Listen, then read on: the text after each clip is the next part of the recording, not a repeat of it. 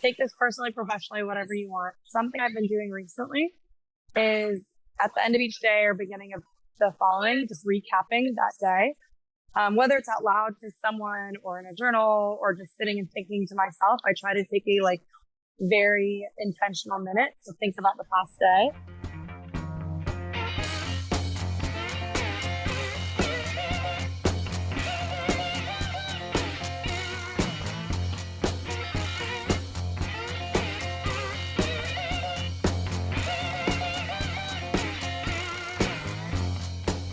Our featured speaker today is a senior solutions engineer at Salesforce and an MIT Healthcare Innovation Bootcamp alumnus.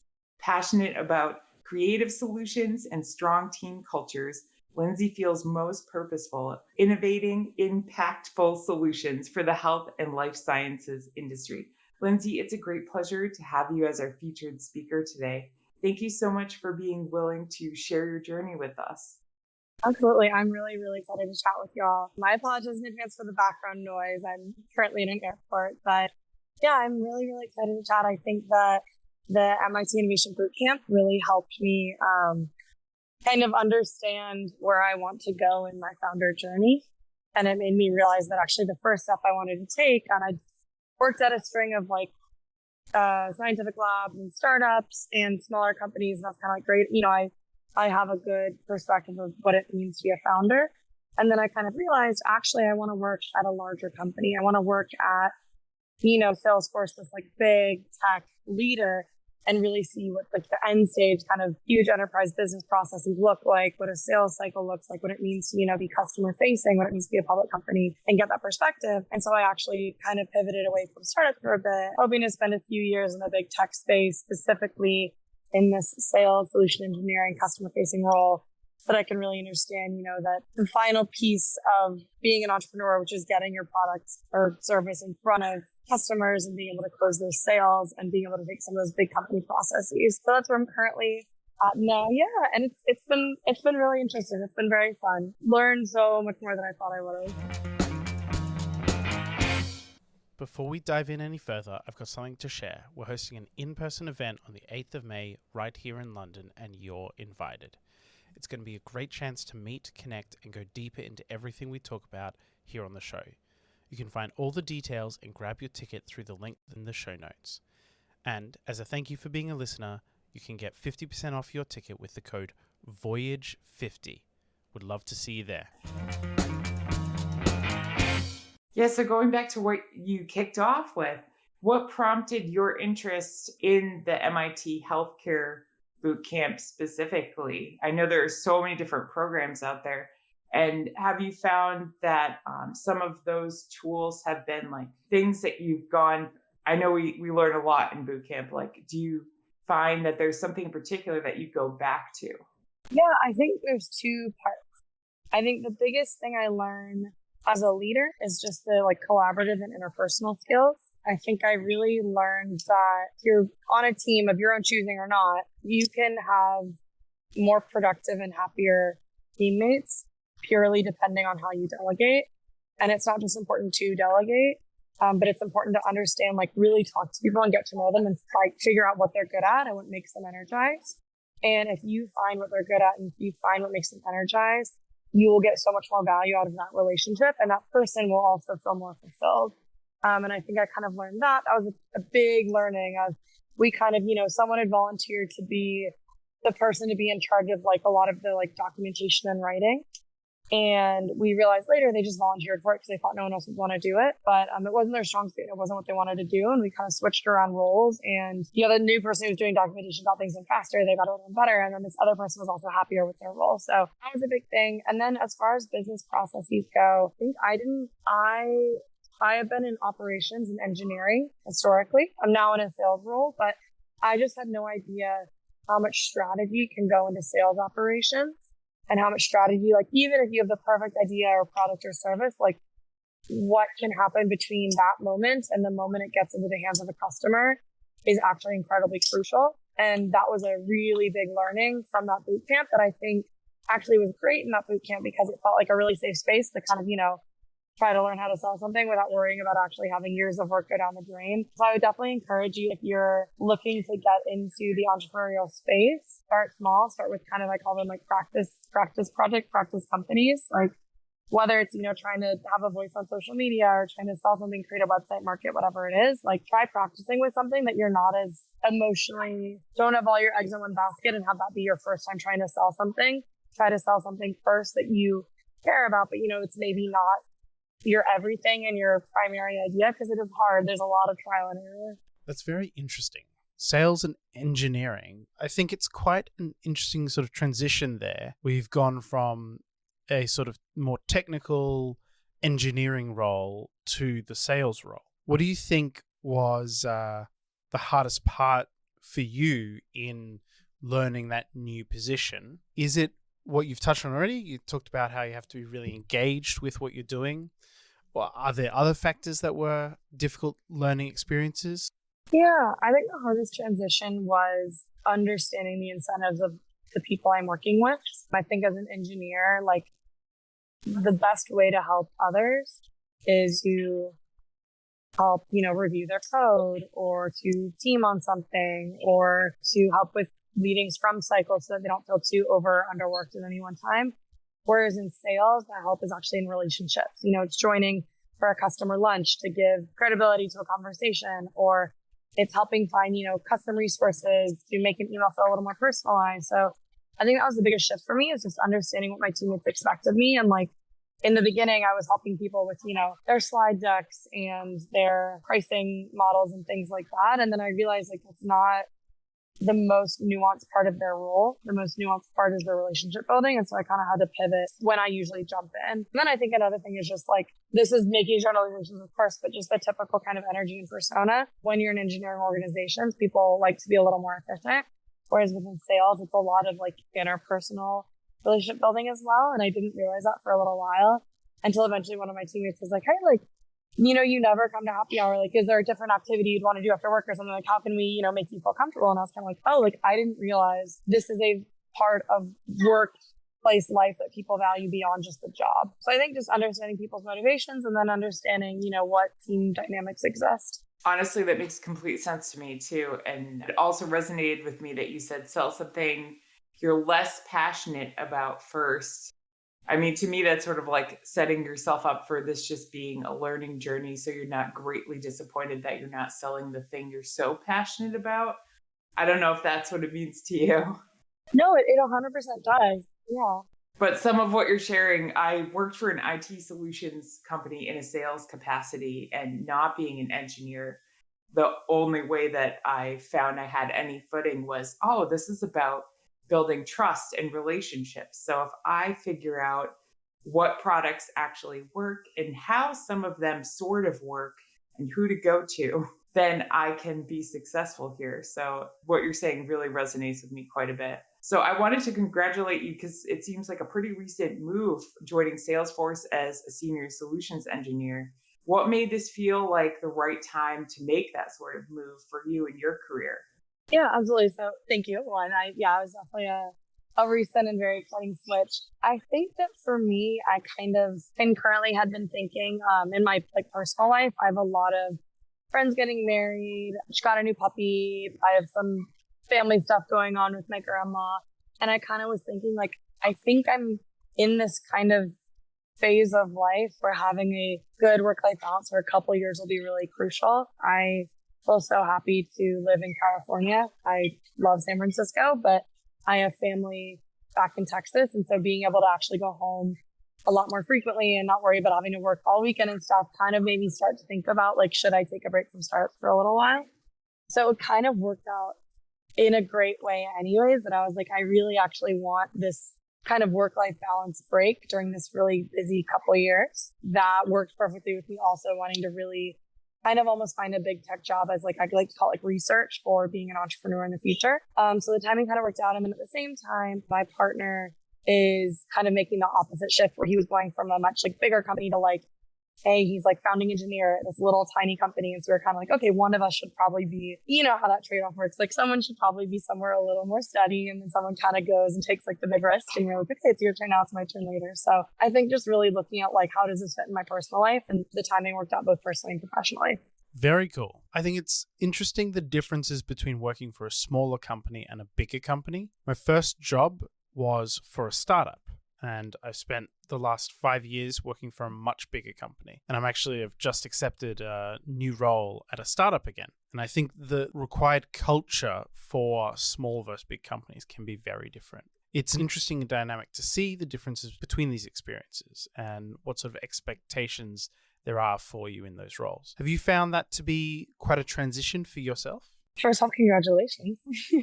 I mean, I think it's interesting. I think what I will say just off the bat is it's so company dependent and it's so rule dependent. For example, one of my biggest concerns was that there'd be a lot of red tape and a lot of like, you know, I want to start this committee or process and it'll take 19 years to approve at a big company.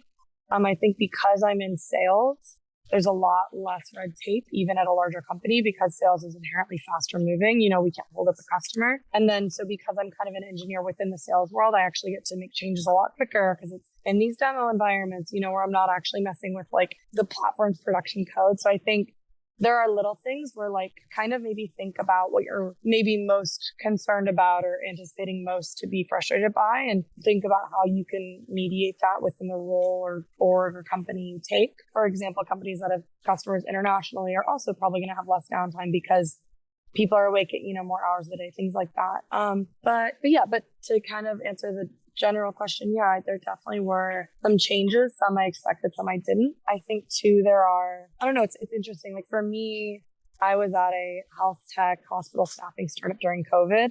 So a lot of the like startup factors were really amplified. We, at one point, like we're placing travel nurses, and I think every single person at the company was, which, you know, was like 50 of us at the time, was working like 80 plus hours a week. And we were kind of like, we're all in this together and this feels good because it's very mission driven. And I think that being able to align with a startup's mission really can help you with some of those, you know, more intense hours and projects and things like that. But yeah, I mean, it was definitely an interesting transition. I definitely had to learn, like, you don't ping people after 5 p.m. That's not the culture here. Like, you know, you need to learn that because you'll seem abrasive otherwise. Or, you know, conversely, like planning working on different time zones or planning PTO is like a little more of a thing at a bigger company because that's just how it is. I think a lot of the tropes you hear are true.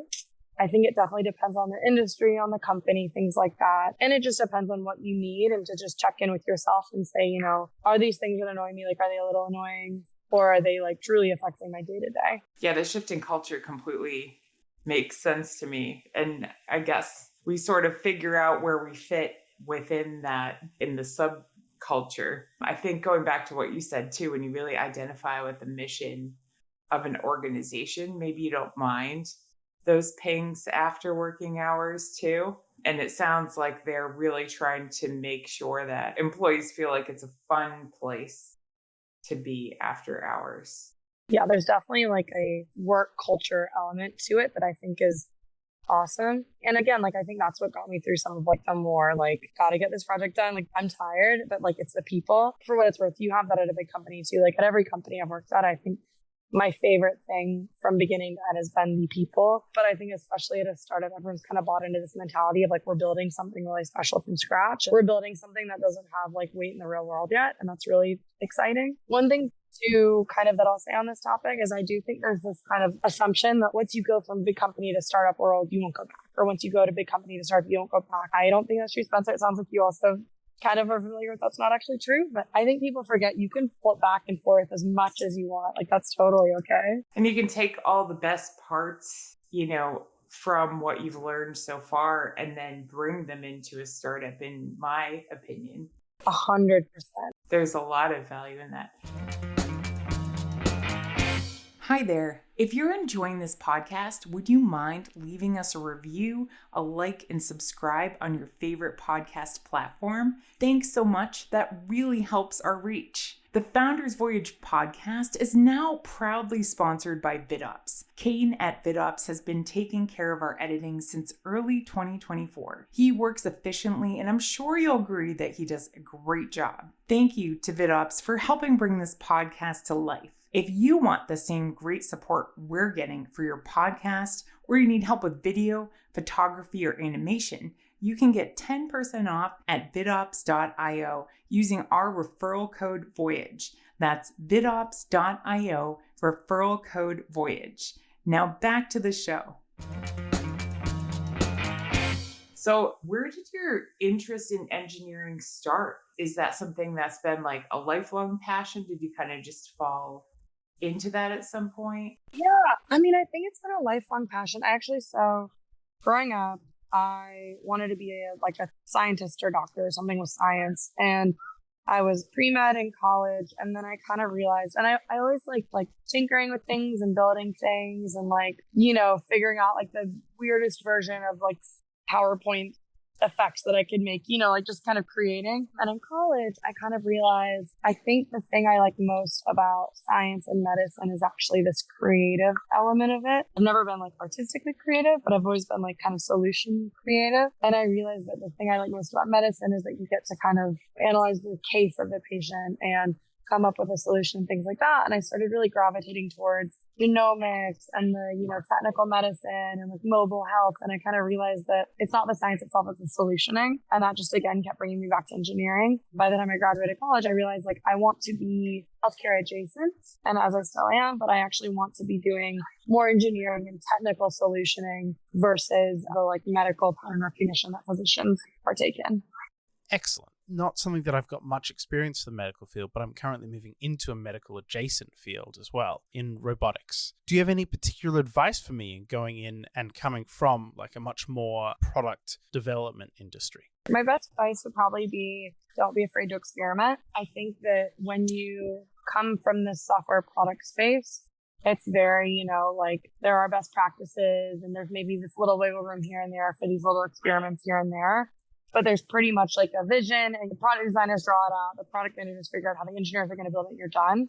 I think as you get into more of robotics or science related spaces, run experiments, really think through it. I think don't be afraid to look into research papers. I think some of the coolest companies I've seen in that space take things from this niche random research they found and then involve that researcher and kind of bring some ideas out of that to life. Really embrace it and be I am a scientist. How can I kind of think more and more like a scientist? I think that makes a lot of sense. And I loved that you said you see creativity when you think about solving medical problems too through engineering. Because I do think that we have this assumption that there's left brain people and right brain people, and really the most innovative people are figuring out how to jump back and forth between their analytical side and their creative side. And I feel as a really good engineer, you need to be able to do that. Thanks for the way you verbalized that. That really resonated with me.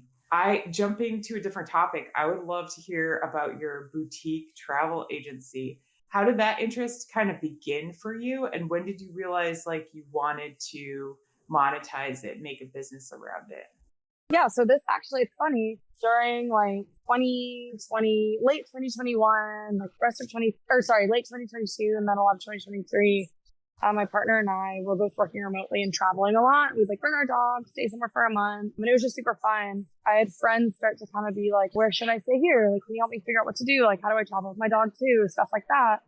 So I kind of started helping friends, and it was as any startup is, a lot of Google Sheets and Notion and just keeping different things, different places and late night texts and all that good stuff. And I kind of realized this is really fun. And I had this moment actually just bringing this conversation full circle where I was this isn't my absolute, just normal travel for people is not my passion. And I don't think that's what I'll end up creating. Who knows? But I kind of was hey, maybe this is my chance to kind of try building a business, failing in this, not as dangerous way where I'm kind of just really trying and seeing how do I run a business where the most important part is actually post planning. It's when they're traveling and they're oftentimes in different time zones and things like that. So I was this is a great trial experiment with entrepreneurship. So I kind of told my friends, basically, I became a travel agent, and I now get commission on hotel bookings and tour bookings and things like that. And I told my friends, like, hey, I get commission. I'll give you half of it back. This is like a very, small growing business. And I'll actually give you 75% back if after your whole trip, you let me do an hour-long interview to know like what worked, what didn't, what you liked, what you didn't, and just feedback on the location. So I actually can start to build this book of business. And it started very casually. And then like, again, I think because I'm in this phase of life where a lot of people are getting married and, going on honeymoons and bachelorettes and all these different things, it worked out really well, where I actually had a friend who was like, hey, like my friend loved how you planned my honeymoon. Could you plan hers too? And it's kind of spread by word of mouth. And it's been super fun. And it's one of those things where I think, again, and I love you talking about the left brain, right brain thing. It's just really like left brain creativity. And I think that's not, for me, that was kind of this niche that I love, that I struggled to identify growing up. And I was kind of like, no, that's what I love. Like I love being left brain creative. So it's in that similar vein. I love how you had this problem that you were personally dealing with, where you enjoyed traveling and you figured out how to solve it for yourself. And then you applied this to other people's situations. I think that's the smartest way to go about starting your own business. Now you moved to San Francisco. What brought you there and what has kept you there? Brought me there is I was kind of like, okay, I want a tech job. And I have some tech experience. I had like a minor in computer science, but I didn't have a lot of like internship. I wanted to be in the place that had the most opportunity because I knew I wouldn't stand out the most. After college, I just went to San Francisco. A couple of friends were going too, so that made it easy. And then what's kept me there, I think it's a great balance of like, there's a lot of like professional opportunity, but there's also like skiing, there's the beach, there's nature, there's wine country, there's just a big city, a big airport. I'm near LA. It's a pretty accessible place. And I think too, I really wanted to be somewhere where I could get, could go see family in Texas easy enough. But like, I wanted to be on a coast. California's a little closer, not by a ton, but a little bit. I think it's just this good balance of, no matter if I'm doing something for work professionally, building that or building something and just, exploring the world, and kind of find that in San Francisco. I really love that. That's a great perspective, and it's a really great city. I feel like we have some similarities in our story, definitely some big differences too. I was curious about how you wound up in California too, because I'm a transplant from Massachusetts, living in Southern California at this point. But I definitely understand the challenges. That's a long trip. Spencer lives even further from his family. But like, I think many of us kind of understand those challenges of having family be so far away. And I know we talked a little bit about work-life balance before. How do you find that balance for yourself? Do you feel like that's a lot different now in this stage of your life than it was prior, maybe when you were working for a startup?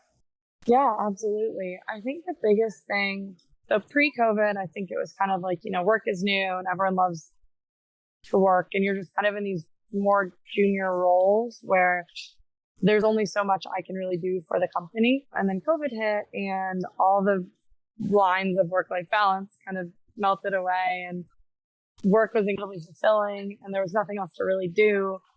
So I kind of was just like, all right, I'm going to be all in on work and I'll deal with work-life balance later and I'll figure that problem out later.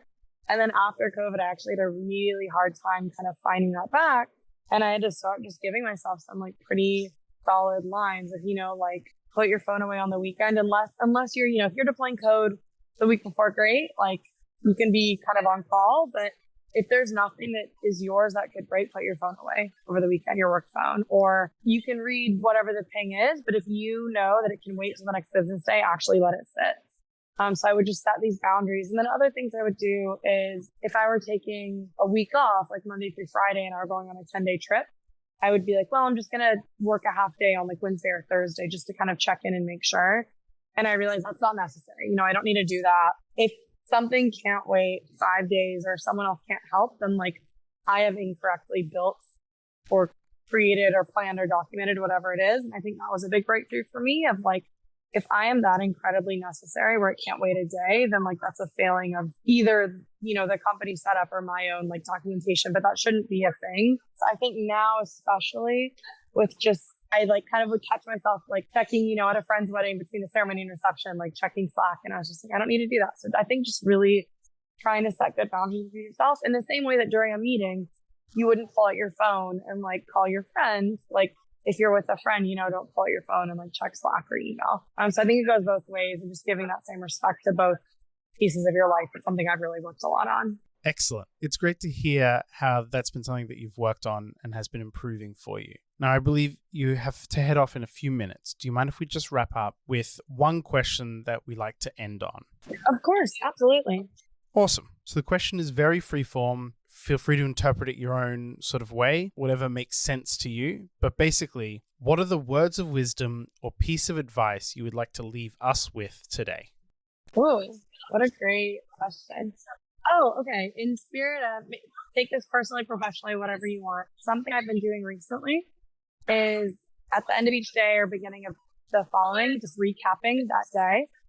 Whether it's out loud to someone or in a journal or just sitting and thinking to myself, I try to take a very intentional minute to think about the past day.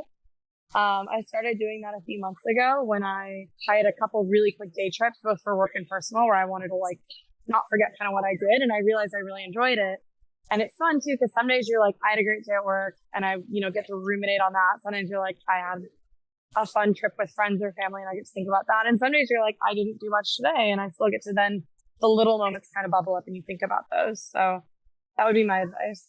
That's really good advice. A practice of mindfulness. And sometimes those simple things that we overlook wind up being really meaningful when we look back too. So thank you for that.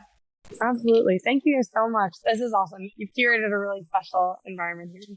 Thanks. Yeah. And please feel free to join us on following weeks too. It's really been an interesting journey getting to know all sorts of people from different walks of life. But thank you so much for your time today. We really appreciate your thoughts and everything you shared with us and taught us. And if you have anyone that you would like to nominate as a future interview guest, please feel free to do that. And in the meantime, for all listening, you can check out our edited podcast episodes under Founders Voyage on your favorite podcast platform or directly on our website, foundersvoyage.org. But in the meantime, we hope that you all have a great day and a great evening and a great flight ahead. Thank you so much.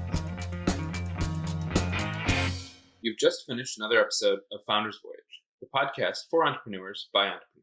The team at Founders Voyage wants to thank you from the bottom of our hearts. We hope you enjoyed your time with us, and if so, please share this with someone else who might enjoy this podcast. You can also support us by leaving a review on Apple Podcasts and Spotify, and by donating to our Patreon. Outro music today is Something for Nothing by Reverend Peyton's Big Damn Band.